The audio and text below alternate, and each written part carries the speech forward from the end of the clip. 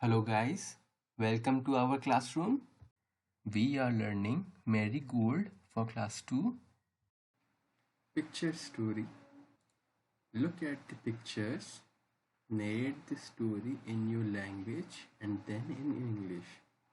Pictures को देखो और फिर एक स्टोरी बताओ, उसके बाद फिर इंग्लिश में बताना। 3 खरगोश खेल रहे हैं। 3 rabbits are playing. एक शेर ने उन्हें देख लिया। One tiger saw them. उसने उन पर हमला किया। He attacked the rabbits. Rabbits डर गए। Rabbits got scared. वो हाथी के ऊपर चढ़ गए। They climbed up the elephant. और फिर वो नदी के उस पार पहुंच गए। They went to the other side.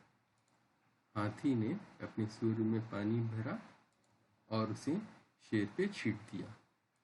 The elephant filled his trunk with water and poured it on the tiger. Thanks for watching guys. Like and comment and subscribe my channel to motivate me. Watch this video repeatedly till you understand.